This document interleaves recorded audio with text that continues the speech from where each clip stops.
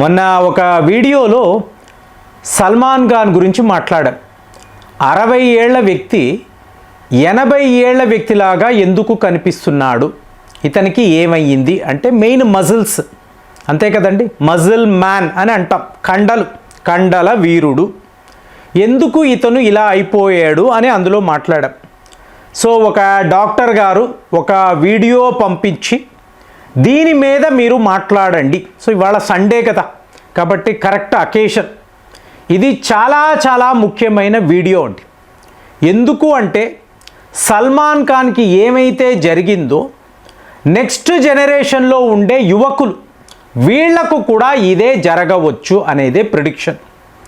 అంటే మీకు healthy muscles అంటే మీకు మంచి కండలు అనేవి 25 నుంచి 30 ఏళ్ల మధ్య మీకు ఉంటుంది. 30 ఏళ్ల తరువాత మెల్లమెల్లగా ఈ కండలు అనేవి కరిగిపోవడం మొదలవుతాయి. అంటే మీ బాడీలో ఉండే మజిల్ మాస్ అనేది తగ్గిపోతూ వస్తుంది. ఇది 10%, 15%, 20% ఇలాగా.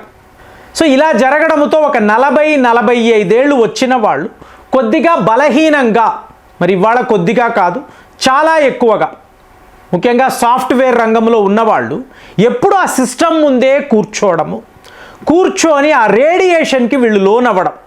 సో ముందు ఇక్కడ బెల్లీ ఫ్యాట్, అంతే కదా, బెల్లీ ఫ్యాట్ అనేది పెరుగుతుంది, మీకు బాడీ నెమ్మదిస్తుంది, మాటలు కూడా చురుకుగా ఉండవు, ఒక రకమైన ఫెటిగ్యూ అంటాం, కామన్గా మనం చూస్తున్నాం కదండి.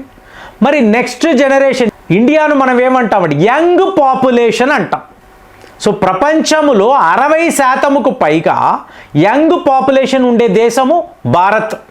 కాబట్టే పెద్ద పదవుల్లో మనం ఉంటున్నాం, చాలా ఎఫిషియెంట్గా ఉద్యోగాలు చేస్తున్నాం, చాలా చురుకుగా ఉంటున్నాం, చాలా ఇంటెలిజెంట్గా ఉంటున్నాం.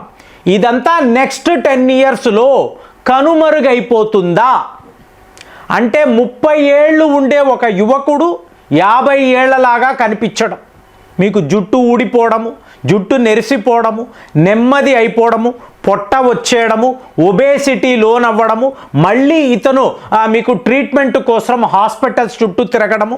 అంటే అమెరికాలో, చైనాలో ప్రస్తుతము ఏమైతే జరుగుతుందో భారత్లో కూడా ఇదే జరగబోతుంది. ఎప్పుడు నెక్స్ట్ 10 ఇయర్స్లో. ఇది ప్రిడిక్షన్. ఇది ఎలా చెప్పగలరండి అంటే మొన్న ఒక సర్వే జరిగిందండి.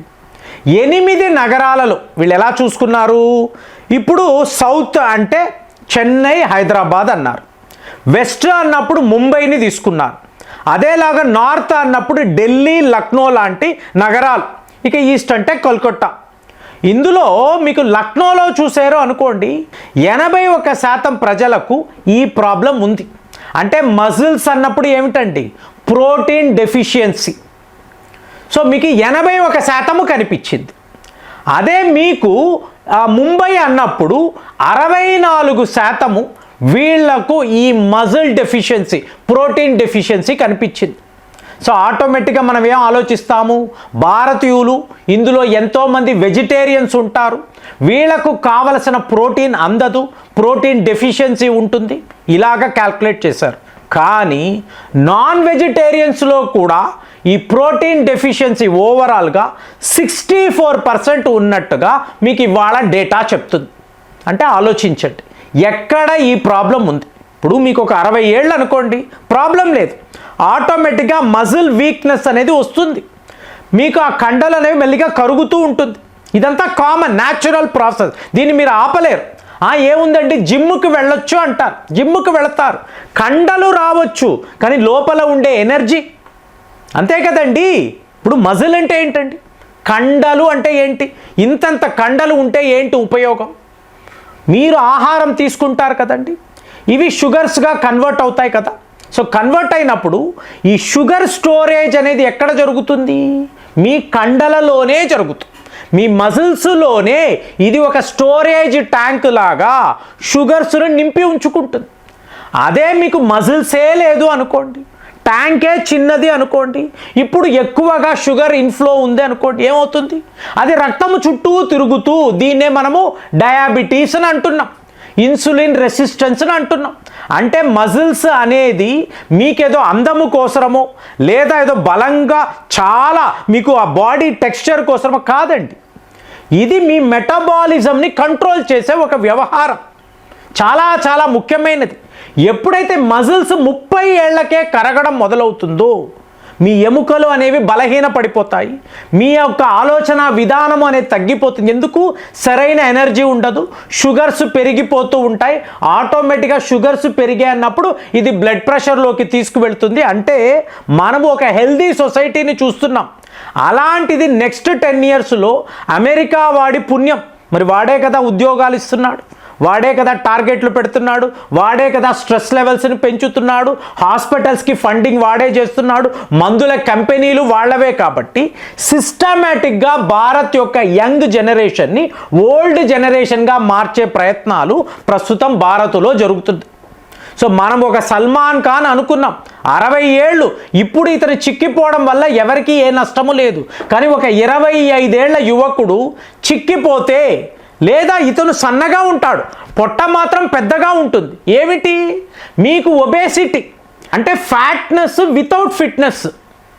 మీకు ఇది ఉంది కదండి ప్రాబ్లమ్. ఇప్పుడు మీ పిల్లల్ని చూడండి, 10 ఏళ్ళు 14 ఏళ్ల పిల్లలు ఇంతంత లావుగా ఉంటున్నారు.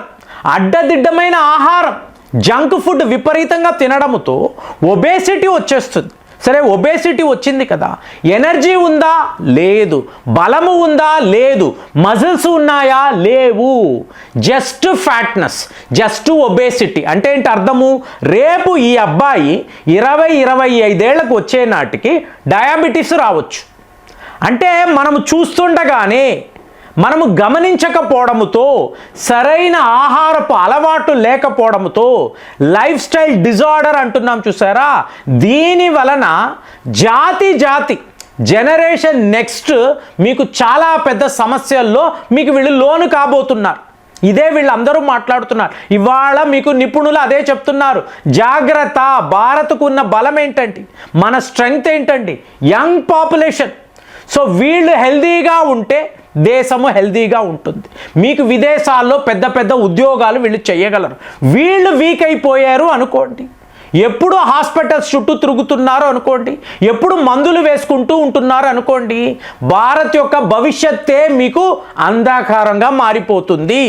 ఒక పెద్ద డార్క్నెస్ అనేది అమెరికా వైపు నుంచి వాళ్ళు మన వైపు తీసుకువస్తున్నారు. ఇందులో మనం చిక్కుకోకూడదు. అలాంటప్పుడు ఈ డేటాను చూశారనుకోండి, ముఖ్యంగా మహిళలు ఇవాళ 30 ఏళ్లలో కూడా ఉద్యోగాలు చేస్తున్నారు కదండి. సో పిల్లల్ని పెంచుకుంటున్నారు, సో అన్నీ చేస్తున్నారు కదా. ఇప్పుడు వీళ్ళు ఒబేస్ అయిపోతున్నారు అనుకోండి, ఎన్నెన్ని ప్రాబ్లమ్స్. సో సరైన అలవాట్లు లేకపోవడం, ముఖ్యంగా బాడీలో కావలసినంత ప్రోటీన్ అనేది లేదండి. భారత్లో ఇవాళ మేజర్ ప్రాబ్లము ప్రోటీన్ డెఫిషియన్సీ. ఇది ఎందుకు వస్తుంది అంటే మనము తినే ఆహారము అనండి, మనము చేస్తున్న ఉద్యోగాలు అనండి, మనము ప్రపంచాన్ని చూసే విధానం. ఇది మీరు స్వతంత్రం వచ్చిన తరువాత పేద దేశం కదండి, సర్వైవ్ అవ్వడానికి కార్బోహైడ్రేట్స్ అంటే బియ్యము అనండి, పప్పులు ఇవి ఇచ్చారు, ఓకే. కానీ ఆరోగ్యంగా ఉండడానికి మీకు చిరుధాన్యాలు అనండి, మిల్లెట్స్ లేవు. ఇవాళ ఎగ్ అనేది వెజిటేరియన్ అంటున్నారు కదా, మరి అలాంటిది ఎగ్ అంటే ప్రోటీన్కి సప్లై అదే అంటారు. కాబట్టి మీకు ఇలాగ ఎగ్స్ తినిన భారతీయులు ఆ రోజుల్లో చాలా తక్కువ మంది. ప్రోటీన్ లేదండి, బాడీలో ప్రోటీన్ లేకపోవడంతో ఇది ఒక మేజర్ సమస్యగా మారింది. కాబట్టి ఇవాళ ఏంటి, కార్బోహైడ్రేట్స్ తగ్గించాలి, ప్రోటీన్ పెంచాలి. సో ప్రోటీన్ అన్నప్పుడు ఒక్క నాన్ వెజిటేరియన్ మీద ఆధారపడ్డారు అనుకోండి, చాలా తప్పు. ఎందుకంటే 64% మందికి కూడా నాన్ వెజిటేరియన్స్ కూడా ఈ ప్రాబ్లం ఉంది. స్కూల్కి వెళ్ళే పిల్లలు ఏం తింటున్నారు, ఏం తినడం లేదు. సో వీళ్ళు సరైన పోషకాలు తీసుకుంటున్నారా లేదా తల్లిదండ్రులు గమనించకపోతే ఇదే పిల్లవాడే రేపు 20 ఏళ్లకు వస్తాడు. వాడికి ఏమైనా రోగాలు వస్తే మిమ్మల్ని మీరే నిందించుకోవాలి.